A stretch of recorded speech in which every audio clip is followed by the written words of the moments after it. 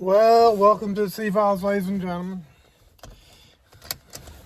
Don't forget to like and subscribe because, I make all that big money when you like and subscribe. Not really. I don't make anything because I don't monetize my channel. I don't really want to. The sound of a V8. All right, let's go. With Hemi heads.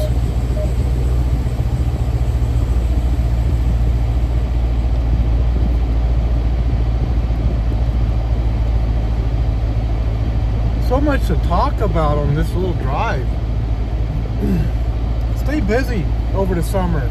A lot of family things and a lot of responsibilities with grandkids and stuff that I have to take care of. So the number of videos I can do seem to suffer, but it's okay. We'll get through it. How many of you think you can't survive without a daily video from your favorite video creator? Throw these windows up.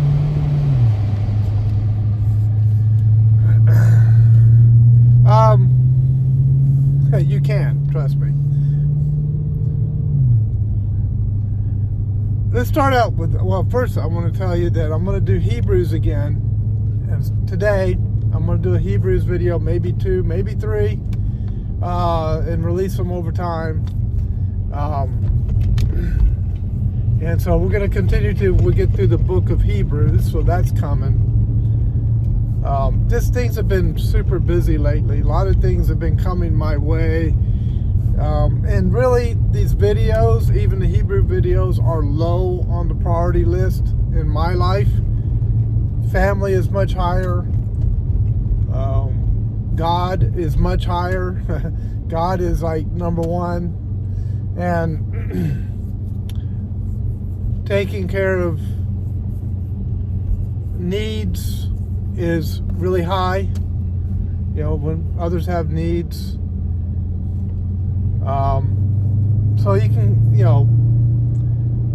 basically, when things get busy with that stuff, the videos drop off because videos are not my world, and neither is YouTube and all of that kind of stuff. All right, so let's get into some of the things I want to talk about. Let's begin with money. Now, I'm not a financial advisor, and I'm not a heavy investor. I'm not Warren Buffett.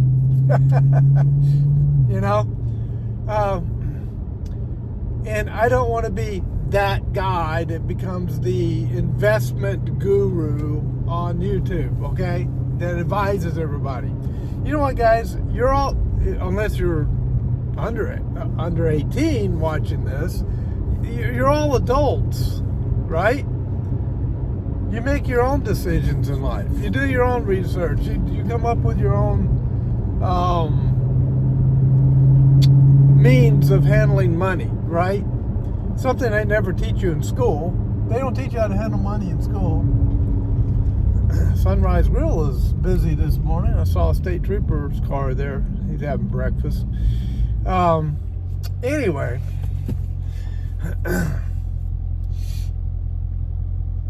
So I don't want to become that guru. I'm just telling you my thoughts on some of the stuff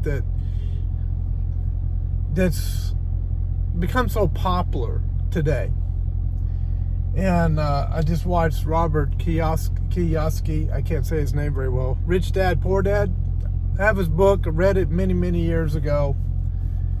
I don't agree with everything he says, but I think his spirit of entrepreneurship and investments and residual income it's good. But I hate debt. I'm not a believer in debt. I don't think debt is good. Well, the scripture says that debt is good, but of course Robert isn't. He's not a Bible reader. He doesn't really follow God's advice when it comes to finances, but I do. And the scripture says that the debtor is slave to the lender. And it's true. So I'm not big on debt. But here's the thing. Everybody's pushing gold and silver, gold and silver, gold and silver. And I mean, a lot of my favorite channels where they talk about politics and finances and things, pushing gold and silver, Noble Gold, and I can't remember all the different companies' names. That's one that pops up in my head was Noble Gold. But there's other companies out there selling that stuff. So let me and Robert is big on the gold and silver. He says, buy the gold and silver, right? Warren Buffett and Ramsey say, no, not a good idea. I wouldn't buy gold and silver. It's not a great investment. So my thoughts are, I don't buy gold and silver. I don't. That's not where my investments are. I take the slow train long-term investment strategy, a little bit of a safer investment strategy. That's me. Why? Because I'm not single and I can't just go wacky wild with my money and speculate. You see, gold and silver, and I think I agree with this, what's being said about this, is that it's not an investment, it's a speculation. It's like playing the tables in Vegas, right? Come on, Big Seven. Someone on the internet had said that Vegas had it set up, or the casinos have it set up, where you're playing at the crap table, whatever. I don't know what they call it. I never gamble. I think gambling is not wise. That the house has it set up where they win 51% of the time, and the patrons 49% of the time. That may be true, but the point is, I wouldn't put my future well-being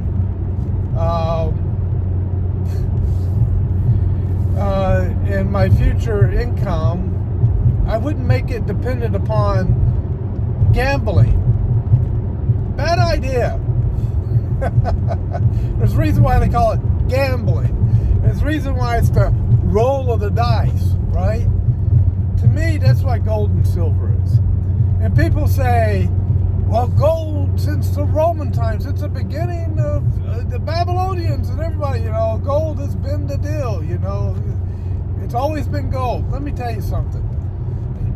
You know who made the most money during the American gold rush in the 1800s? Remember the 1849ers? And they were panning for gold and digging for gold. Who made the most money and became the biggest millionaire among them? None of them. You know who did? The guy that was selling them blue jeans. Levi Strauss. It's true. He was the guy that made all the money. And he didn't pan or dig for gold.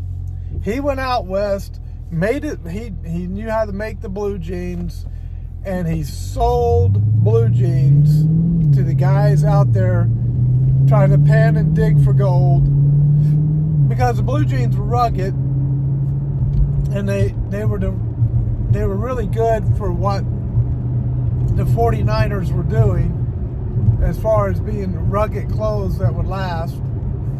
And so they all took their gold, turned it into fiat cash, go figure. And what would they do with it? They'd go buy blue jeans. They'd buy the blue jeans that Levi Strauss was selling. I don't know if that was his name, but I'm just using Levi Strauss because that's a blue jean brand. But he was selling blue jeans and made millions of dollars off the gold miners. And he did better than they did. Much better than they did. Huh. I think there's a lesson in that somewhere. Folks, everybody's worried about the American dollar crashing and going down and all this kind of stuff. And, we got BRICS and they're challenging the American dollar. Look, as long as the economy is functioning in the United States, the dollar is going to be fine. It's going to be worth plenty, okay? It's deflating, and inflation is because the dollar is going down. But that's true. As they print more money, the dollar goes down in value. Yeah, okay. You have to have more of them. Yeah. I think that's going to end up reversing soon, because I think there's plans to change that whole system. But here's the thing. Excuse me.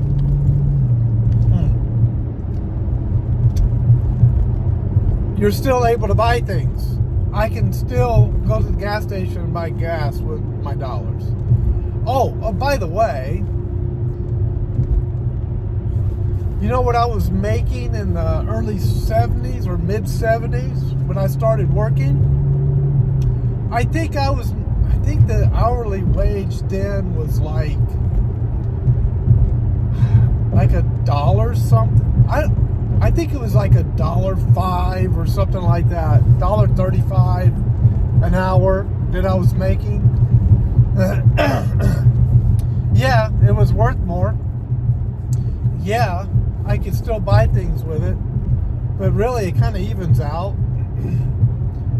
Because as I look at my earning statements through the years, when I look at my Social Security history, you can go on the Social Security site and look at how much you've earned over the years.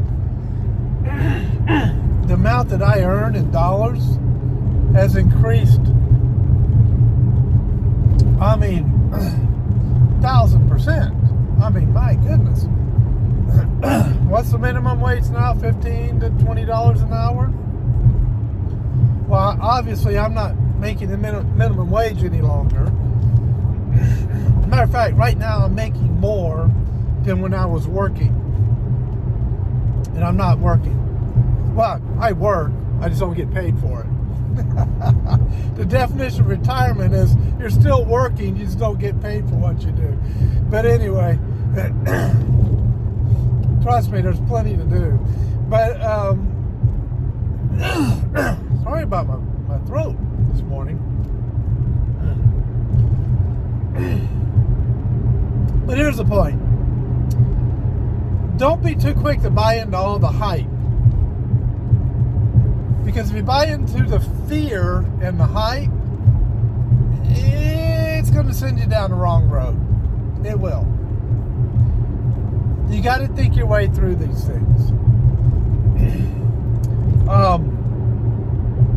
The amount of money I'm making now in retirement isn't plenty to live on. Upper middle class level. Okay? Plus my wife still works. Plus what I'm doing, we're fine. Okay? Now there are many people out there that are not fine. They're hurting because prices are high. I think one of the things that's happened that's hurt a lot of people is the push for college, university, college. And unfortunately, they go heavy into student loan debt, and they come out, and a lot of the degrees coming out of college just don't pay well. Sorry to tell you, they don't pay well. Social worker, business manager, things like that. They typically don't pay enough to really handle those student loans and all that debt and the credit card debt and all that. And so it's just this cycle of make the money, try to make the minimum payments, and it's just poor. It's a poor cycle. And you got that fancy degree hanging up on the wall, but what good did it do you? what we've done is we've stopped training people for the trades. Plumbers, electricians, framers, drywall, laying concrete, heavy equipment operation like bulldozers and backhoes and things like that. Do you know that plumbers can make really, really good money? You know, these guys that go in the Navy and became HT's hull technicians, I used to think, man, what a dirty job. One of the worst jobs on the ship, along with the engineers, you know, that are in the hull, right? You used to call them snipes on the ships. They hardly ever saw daylight because they were always down in where the engines were, and back in my day, the boilers. Right? No ships have boilers on them anymore, but the ship I was on had boilers. And guess what those guys did when they got out of the Navy? Those HTs became plumbers and made good money. Maybe started their own plumbing company.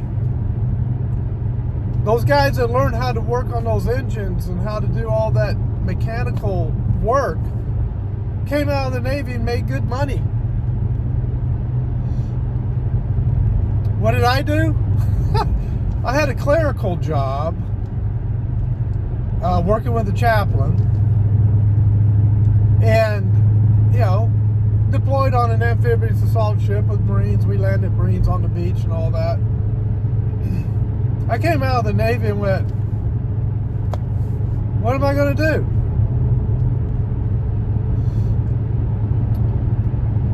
Went into state corrections in Tennessee for a while. Made less than $1,000 a month in the 1980s as a correctional officer in Tennessee. I mean, I'm telling you, what you choose to do really does make a difference in the kind of money you can make. So I decided time to go back in the Navy. So I went back in for another 3 years, gained some more skills in the Navy, got out and went into law enforcement. Spent a career in law enforcement.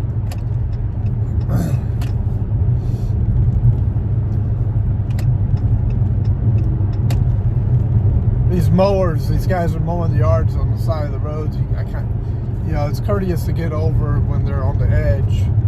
Let them mow. Courteous driving is important. So anyway, so here's the thought. When you're looking at doing a career, when you're looking at making money, number one, choose something that's actually going to produce money, right? Now people say, well, that's a job, and people really put down the idea of a job, right? Smart people, they have residual income from, real estate, from investments, from royalties, things like that. They're the ones that, but folks, if you're kind of putting down jobs, and everybody did what these smart, God-gifted, smart investors do, the entire economy, everything would completely crash and fall apart. Think about that. It would all crash and fall apart. Why? Because there's nobody to run the engine of the economy in the country. Who's going to drive the trucks that deliver the goods? Who's going to build the houses? Who's going to work that backhoe to dig that drainage area when it rains so it doesn't flood out your house? This elitist, kind of snobby, nose in the air attitude toward jobs, it's just, to me, it's just snobby. It's just snobby and arrogant. Here's the thing. God made us to work. He told Adam to keep the garden. And then when Adam was kicked out of the garden, he said, you will make your living by the sweat of your face, working the ground. You know what? that's honorable work. There's nothing wrong with that. There's nothing wrong with running that bulldozer, that backhoe, laying the line for electricity in that building, framing those drywall sheets, there's nothing, that's honorable, honest work. And it's beneficial, not only to you and your family when you do it, but to other people. So I don't poo-poo the idea of a job. I think jobs are, it's what society runs off of. It's what benefits all of society. So no, I don't look down on that at all. I think it's just arrogant and snobby to do so. So, the bottom line is be smart about how you do things. Don't just buy into all the hype. I think no debt and smart investments, not hyper investments where you're, panicking over everything falling apart and, I got to buy gold in case I leave the country and all this. And to me, that's not the smart way of doing it. It really isn't. So I would say be smart, take care of your family in the wise way. Be wise in how you take care of your family. And what's the wise way to do it? Slow, incremental investments, avoid debt, make sure you're making the bills every month. And you don't have to be super rich. If you have enough to live on and you got some money put away for, emergencies, you're doing great. You're doing great. The goal isn't being rich, right? Riching, I don't know what that is. Being rich, that's not the goal. The goal is to live a life of fulfillment that glorifies God. That's the goal. So, I don't worship money. Money is a tool. And besides, I don't own anything. God owns it all. And I'm just a steward of what He's given me to steward. That's all. So, okay, there's my money talk. I'm coming down to where I'm going to be parking here soon. There's other things I could have talked about, but that was what was on my mind this morning.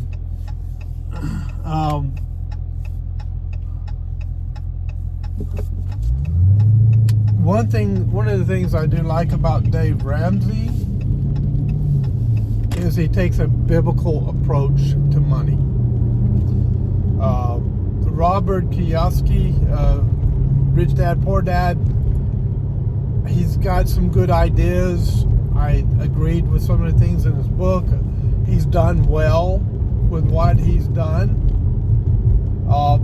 But his method, it's not a method that everybody can do. And that's what I figured out when I was looking at the book.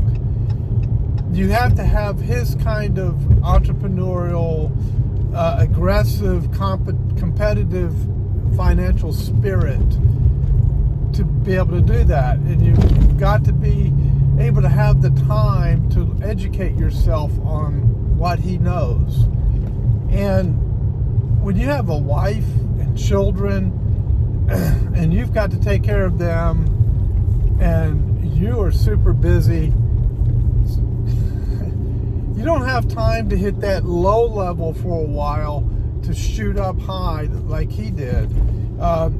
You can't starve your children for 6 months and to come out of it and be rich because you're living on little of nothing and then boom, shooting up, which is basically how he did it. You can't do that. So, I mean, his method works for some people, not for everybody.